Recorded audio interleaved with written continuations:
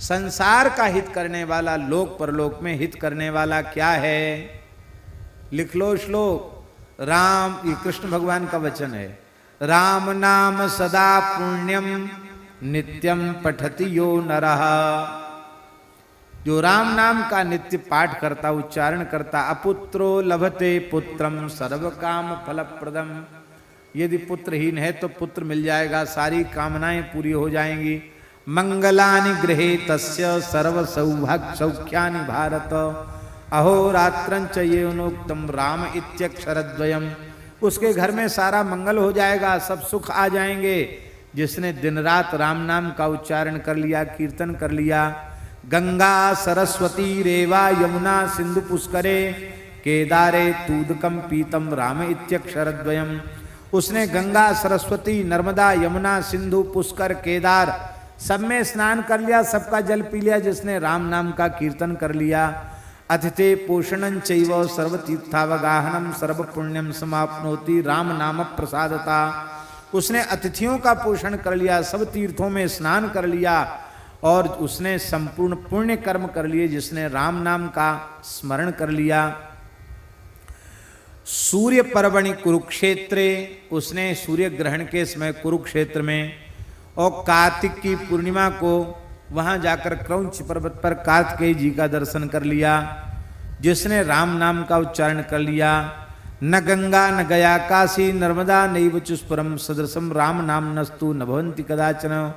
गंगा गया काशी नर्मदा पुष्कर आदि तीर्थ भी राम नाम की महिमा की बराबरी नहीं कर सकते। जिसके जिह्वा पर रा और माँ ये दो अक्षर विराजमान हैं, उसका सारा दान हवन तपस्या यज्ञ सब कुछ उसका हो गया। ये न दत्तम हुतम तत्तम सदा विष्णु समर्चिता जिह्वाग्रे वर्तते यस्य राम इत्यक्षरद्वयम्। उसने माघ स्नान कर लिया, उसने गया में पिंडदान कर लिया, उसने सब कुछ कर लिया जिसने राम नाम का उच्चारण कर लिया।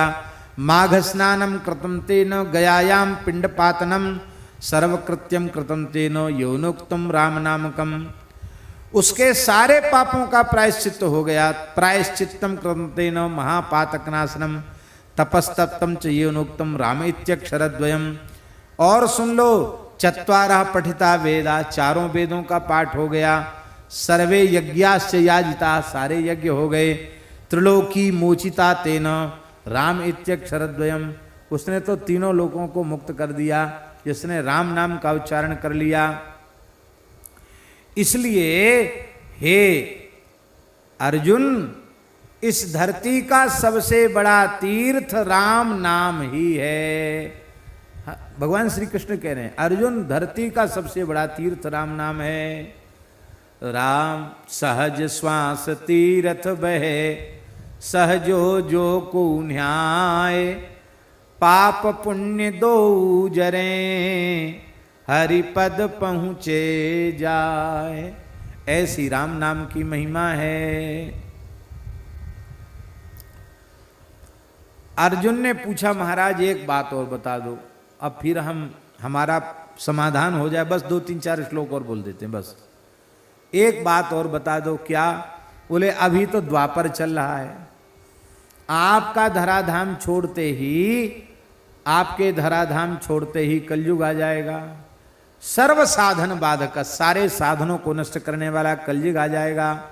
सारी धरती म्लेच्छाक्रांत हो जाएगी। यदा म्लेच्छमयी पृथ्वी भविष्यति कलौ युगे किंकरस्यति लोकोयम पतितो रौरवालय। सब नियम धर्म कर्म आचार विचार सब भ्रष्ट हो जाएगा। सारी धरती म्लेच्छ बहुल हो जाएगी। ऐसी स्थिति में बेचारा जीव अपना कल्याण कैसे करे? भगवान श्री कृष्ण ने कहा कि देखो, तुमने जो कुछ कहा है वो सर्वथा सत्य कहा है, इसमें किसी भी प्रकार का कोई संदेह नहीं है। श्री सीताराम जी महाराज की जय। विराजो, आप भी बैठो, वो भी बैठ जाए, विराजो।